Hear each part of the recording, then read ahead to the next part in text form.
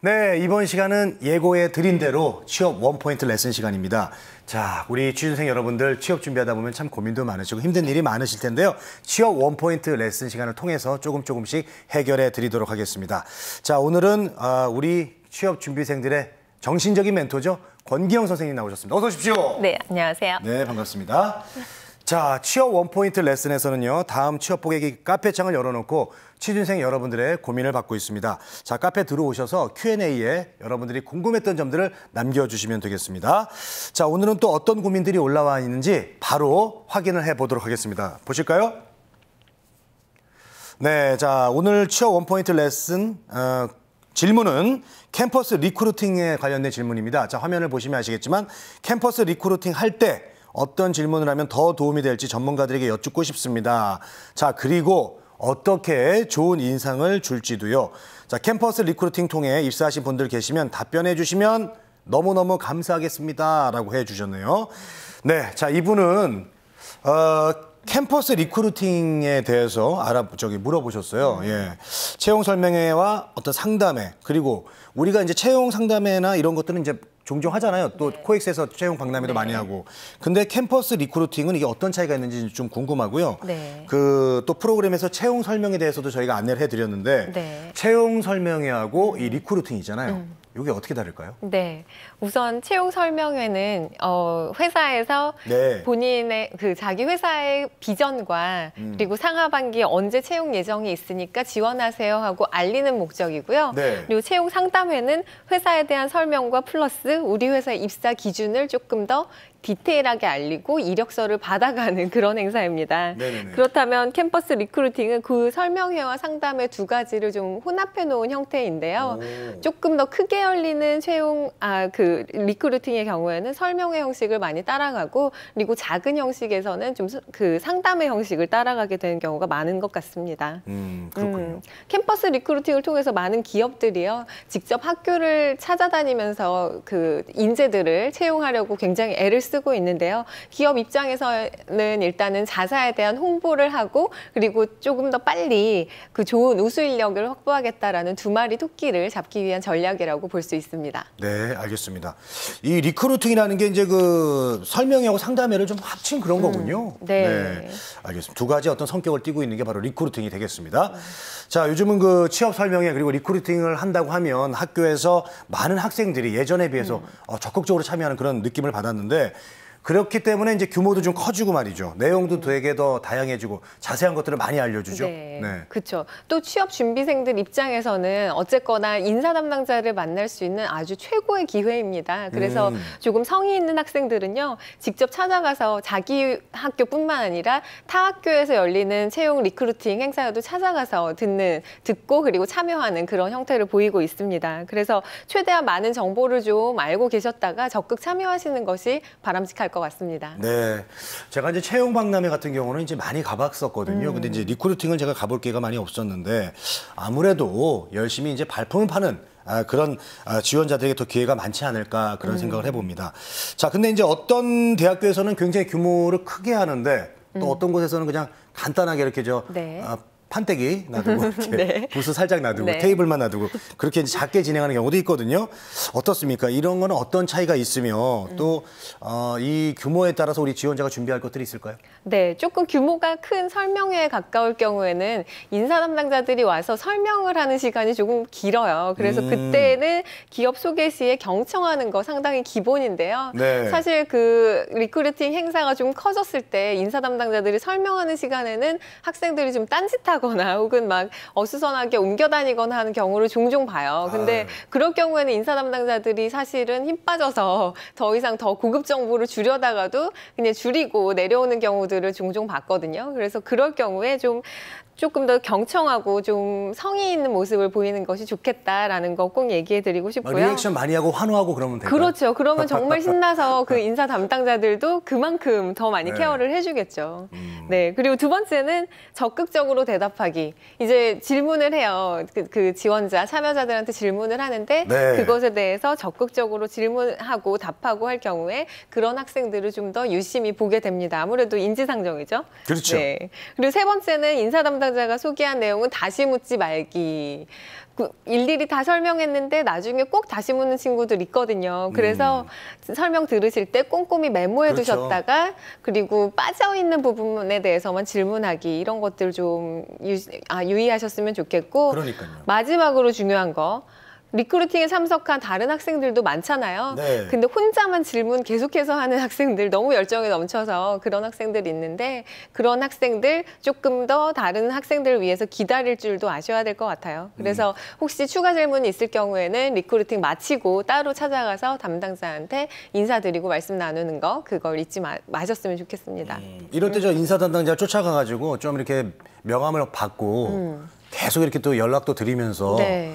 인간관계를 좀 쌓으면 어떨까요? 그렇죠. 그거 아주 좋은 자세죠. 굉장히 네. 좋은 자세고요. 네네네. 가서 많이 쪼르셔야 돼요. 그러니까 학교 찾아오시는 뭐 컨설턴트 분이나 혹은 인사 담당자들 분들 혹은 강사님들 찾아가서 명함 받고 네. 하나라도 더 여쭤보고 그러니까요. 퇴짜를 맞더라도 그런 자세가 있어야 이제 그 취업을 하시는데 나중에 유리하실 겁니다. 제가 방송 끝나고도 권기영 선생님한테 계속 연락해가지고 막 물어보고 그러잖아요. 네. 바람직한 자세군요. 네, 그러시죠. 알겠습니다. 자, 어쨌든 그 아까 혼자만 질문을 많이 하지 말라고 했는데 다른 사람들을 배려하는 것 또한 이런 인상들도 다 볼 거 아니에요. 그렇죠. 상당히 중요합니다. 그렇습니다. 네. 자, 부스를 이용한 개별 리크루팅을 할 경우에는 또 어떤 팁이 있을까요? 네, 이럴 때는 조금은 성격이 달라지는데요. 이때는 개별 부스 이용한 리크루팅의 경우는 본인의 이력서를 꼭 준비하셔야 됩니다. 네. 그래서 이력서 면접 보듯이 정확하게 꼼꼼하게 준비 다 하셔가지고 인사 담당자한테 그날 당일날 면접 본다고 생각하시고 가져가셔서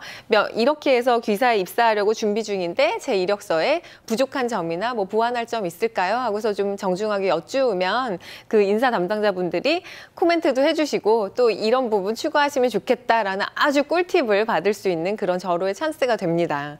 그리고 운이 좋으면 네. 거기에서 이제 심층 면접 형태로 면접을 보고 거의 그 입사가 확정되는 경우도 몇몇은 봤습니다. 그러니까 잘 활용하시면 좋을 것 같아요. 네. 그래서 그렇다 보니까 두 번째는 첫인상의 신경을 상당히 쓰셔야 되는데 그렇죠. 네, 당연히 면접 보는 것처럼 정장 갖춰 입으셔야 하고요. 그리고 본인이 일단 캐주얼 복장을 했을 때랑 그 정장 차림을 했을 때랑은 자세가 달라지거든요. 그리고 인사 담당자가 보기에도 성의 없어 보이지 않을 만큼 좀 예의 바른 복장을 좀 갖추셨으면 좋겠습니다. 그리고 마지막은 면접 본다고 생각을 해서 실제 면접장에서 면접관한테 예의를 갖추는 것처럼 그런 자세로 임하시라고 그렇게 조언해드리고 싶습니다. 네. 자, 우리가 뭐 학생 신분으로서 이렇게 인사 담당자를 만날 기회가 언제 있겠습니까? 그 사회생활을 오래 한 저도 별로 만날 기회가 없는데 어찌 보면은 이런 것들이 이제 인맥을 쌓기 위한 어떤 그 시발점이라고 생각할 수 있지 않겠습니까? 네, 그렇죠. 실제로 이보다 더 강력한 인맥 관리는 없을 것 같아요. 맞아요. 진짜로 그렇잖아요. 저희도 사회생활 하다 보면 네. 각 기업체 인사 담당자들을 모아놓고 만날 수 있는 기회는 별로 없어요. 없죠. 그런데 이렇게 학생 신분으로서는 이런 기회는 정말 최고의 기회이니만큼 저는 입사하기 전에 어쨌건 회사의 정보를 꼼꼼하게 가장 많이 입수하고 또 그 입사 희망하는 회사에 다니고 있는 사람들을 좀 만나봐라. 인맥 다 총동원해서 만나봐라라고 얘기를 하거든요. 근데 이것보다 더 좋은 기회가 어디 있겠습니까? 그래서 인사 담당자들이 모두 투입돼서 그렇게 학교로 찾아오는 데는 그만한 이유가 있거든요. 네. 왜냐하면 서류로 걸러지지 않는 정말 최고의 최적의 인재를 뽑겠다라는 그런 자세로 오시거든요. 그러니까 그런 기회들을 좀 적극 활용하셨으면 좋겠습니다. 네. 뭐 계속 연락한다고 귀찮아하지 않겠죠? 그럼요. 예. 천만에요. 네. 네. 자, 하반기 이제 취업 시즌입니다. 적극적으로 이 캠퍼스에서 하는 리크루팅 같은 게 있으면 참여를 좀 해보시기 바라겠습니다. 정보를 많이 얻으실 수가 있습니다. 자, 그렇다면 이제 다음 고민을 들어보도록 하겠습니다. 어떤 고민인가요? 네, 일반 공공기관이나 재단의 경우 일반 상식 시험을 보는 곳이 대부분인데요. 궁금한 게 일반 상식 출제가 보통 문제 은행 방식인가요? 아니면 전혀 새로운 창조 방식인가요? 몇 번 시험 보면 한두 문제는 겹치긴 하지만 그렇게 해봐야 20%도 안 되는 것 같고 그렇다고 이론을 보자니 참 분량도 방대하고 여기서 잘 나오는 것 같지도 않더라고요. 출제위원들도 솔직히 전문가는 아닐 거라고 생각돼서 기출을 참고할 것 같기도 한데 어떻게 공부해야 할까 해서요. 자, 일반 상식 시험 접근 방법에 대해서 질문을 하고 있습니다. 일단 범위가 이제 광범위합니다. 그래서 준비하기가 참 어려운데 저도 이제 상식 같은 거 보면은 정말 너무 내용들이 맞아요. 예, 그냥 만주벌판 같아요. 광범위해가지고 자 이거 어떻게 해야 될지 모르겠습니다. 이거 시험 문제 어떻게 냅니까 이런 거? 네, 출제위원들이 아까 질문하신 것처럼 사실 뭐 전문가, 완전히 문제 내는 전문가들이 아니잖아요. 네. 그러다 보니 일반 상식이나 시사 상식 문제를 출제할 때는 기출 문제를 참고하거나 문제은행을 참조하시는 경우가 많아요. 그리고 그야말로 일반 상식은 그동안 평상시 쌓아온 일반 상식, 그야말로 일반 상식을 묻는 그런 질문들이 많거든요. 네. 그래서 더 막막하게 느껴지실 건데, 그래서 우선은 시중에 나와 있는 일반 상식과 시사 상식 문제집을 사셔서 쭉 훑어보시는 것이 가장 빠른 방법일 것 같습니다. 아, 그렇군요.